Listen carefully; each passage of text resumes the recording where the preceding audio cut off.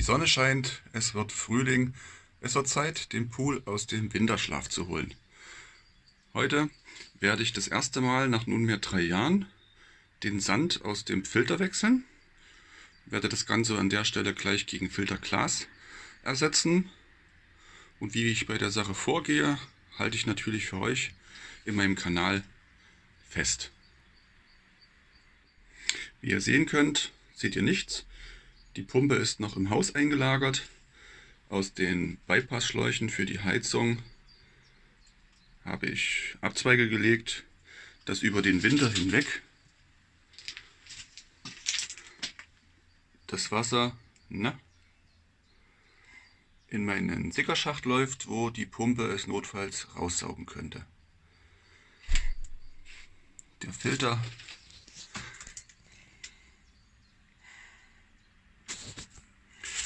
diesen Sand werden wir heute austauschen. Ich hoffe, dass er über die Wintermonate gut getrocknet ist. Ja, es fühlt sich gut an. Das wird dann ein Akt, das dort alles rauszubekommen. Als erstes beginne ich damit, etwas Ordnung zu schaffen, die Schläuche zu entfernen, die Trocknungsschläuche. Gleichzeitig werde ich auf meiner Anlage auch schon wieder Wasser aufgeben, um die Zeit zu nutzen, die ich hierfür benötige, für den Tausch des Filtermaterials, um parallel dazu bereits die Wasserbefüllung des Pools zu starten. Das Ganze wird mehrere Stunden dauern und die Zeit, die ich hier verbringe, kann ich ja dann auch schon verwenden, um das Wasser einlaufen zu lassen. So, das Wasser läuft, der Druck steht auf der Leitung. Jetzt kommt der Anschluss fest. Jetzt ganz wichtig, den Rücklauf zu. Den auch. Ziel ist es, dass das Wasser über den Rücklauf die Solarabsorber nach und nach befüllt, um mir gegebenenfalls Dreck und Unrat aus den Rohren rauszuspülen. Aber es soll noch kein Wasser auf die eigentliche Anlage gefüllt werden. Hier kommt ja dann das Ventil drauf, weil ich den Sand vorher ja wechseln möchte. Und der hatte nun einen ganzen Winter lang Zeit durchzutrocknen. Und mein Ziel ist es, den mit einem Industriesauger einfach rauszusaugen. Geht natürlich nur, wenn er trocken ist. Deswegen im Moment kein Wasser. So.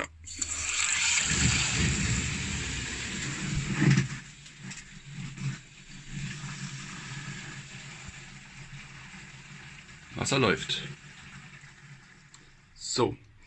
Die Solarabsorber sind mit Wasser durchgespült und schon angefüllt. Und nun kann ich den nächsten Schritt gehen und versuche mit meinem Industriesauger den Sand, der bereits über den Winter getrocknet ist, abzusaugen. Mal schauen, wie das Ganze funktioniert. Der Sauger selber hat im Moment nur den Grobfilter dran, also keinen Papierfilter oder irgendwas anderes. Und los geht's.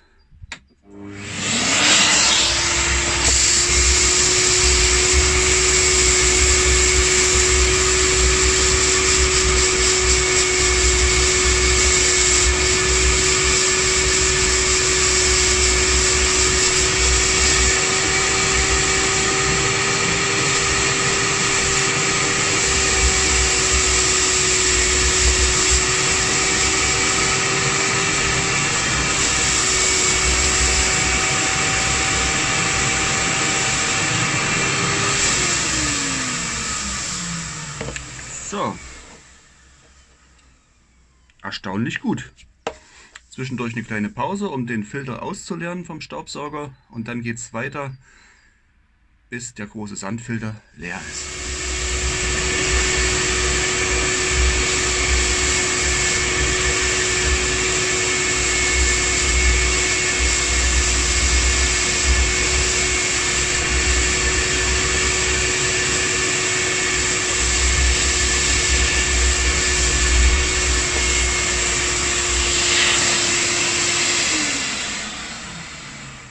Also ich muss sagen, die Methode funktioniert recht gut. Was aber auffällig ist, die oberen, schätze ich mal 20 cm, sind wirklich schön durchgetrocknet, lassen sich wunderbar absaugen. Aber der untere Bereich ist noch relativ klamm. Das sieht man dann auch, dass hier sich so Höhlen bilden, wo der Sand nicht zusammenrieselt. Kriege ich aber hin, kein Problem. So, viel mehr bekomme ich jetzt an der Stelle nicht raus, weil der Sand dann da unten doch einfach viel zu nass noch ist. Aber vom Gewicht her, denke ich mal, kann ich den Filter jetzt einfach umdrehen und den Rest rausklopfen. Das ist jetzt mein letzter Eimer. Und ja, das Sauber selber verträgt ja auch Nasssaugen, ist dahingehend ja kein Problem. So, im nächsten Schritt möchte ich dann den Filter ausspülen. Man sieht jetzt hier überall noch die Sandreste.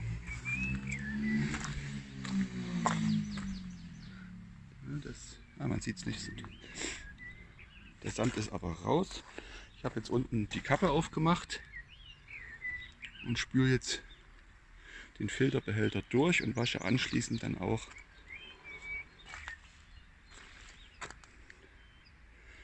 die Filterelemente sauber.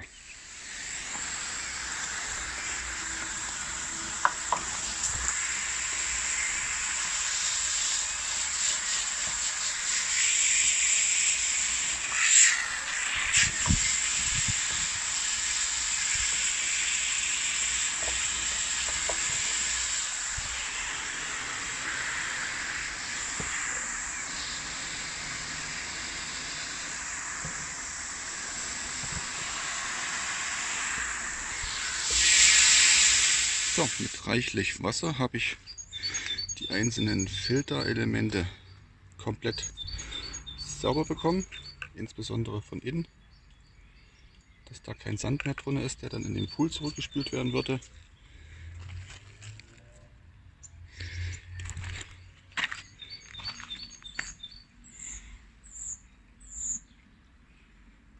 Und jetzt wird das Ganze wieder zusammengebaut und zurück in den Poolkreislauf angeschlossen. So, ich habe jetzt den Filterbehälter komplett gereinigt, habe die Filterspinne auch wieder eingesetzt und habe auch schon die Pumpe und das Mehrwegventil jetzt dazugeholt. Beides aber noch nicht endgültig abgeschlossen, sondern dadurch, dass ich ja den Filterbehälter von seinem ursprünglichen Standort bewegt habe und ich möchte ja, dass das anschließend alles wieder passt, habe ich jetzt den Behälter erstmal so hingestellt, dass die Anschlüsse passen, also die Verschraubung problemlos drauf gehen. Das scheint aber alles gut zu passen. Und das bedeutet, das Mehrwegventil kommt jetzt erstmal wieder runter und ich beginne mit dem Einfüllen des neuen Filtermaterials. Und in dem Fall setze ich ja nun erstmalig auf Glasfilter. Hier ein Bild vorher vom Filtermaterial. Meine Anlage ist auf Sandbasis für 75 Kilo vorgesehen, was das Filtermaterial angeht, wenn man es mit Sand befüllt, mit Filtersand. Und bei der Nutzung von Filterglas ist die Empfehlung, dass die Sandmenge abzüglich 20% genutzt werden soll. In meinem Fall wären das dann 60 Kilo.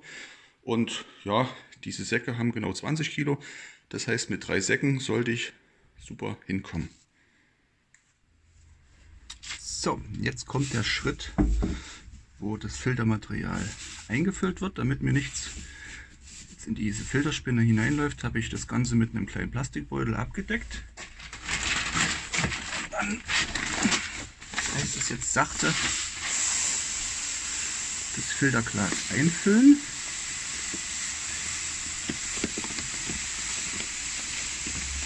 Hübsch schaut es ja aus. So, und jetzt machen wir aber zwischendurch eine Pause und sehen erstmal zu, dass wir diese Spinne wirklich auch vermitteln, damit dann anschließend der Filter auch richtig sitzt. Das Material übrigens, ja, es ist wie ganz kleine Glassplitter nach einem Autounfall, weiß ich nicht, bei einer Autoscheibe.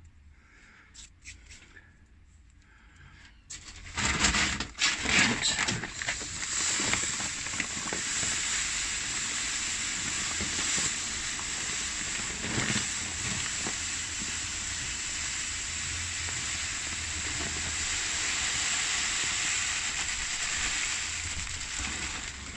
So, das war der erste Sack. Und die anderen beiden folgen. Und der letzte Sack.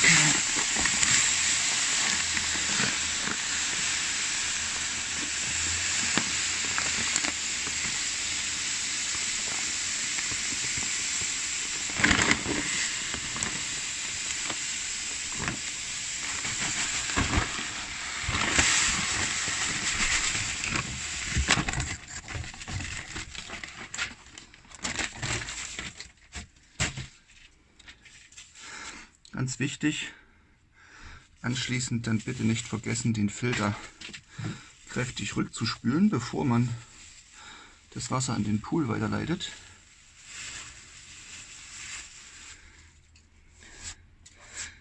Da man sonst diese ganzen kleinen Glassplitter auf dem Poolboden hat. So, das Filtermaterial ist drin. Der nächste Schritt ist der Einbau des Ventils. Darauf achten, dass es die Filterspinne gut einsetzt und die Richtung stimmt. Anschließend die Rohre schon mal grob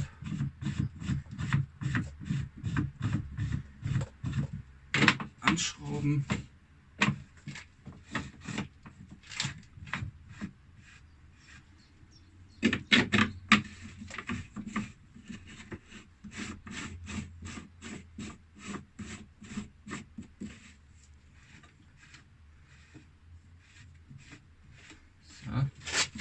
Und zum Schluss wird dann noch der Spannring gesetzt und festgeschraubt.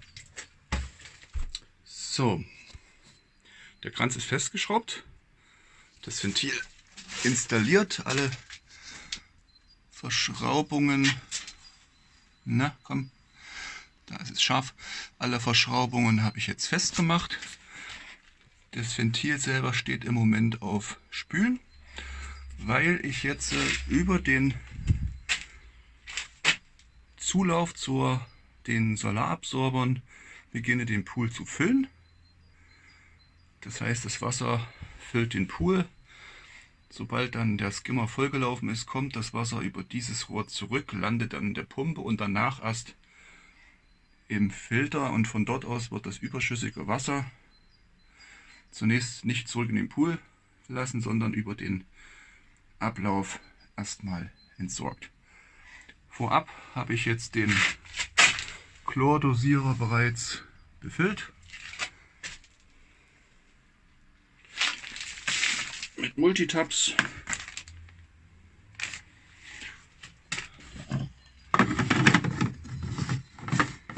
Deckel drauf. Und dann Wassermarsch.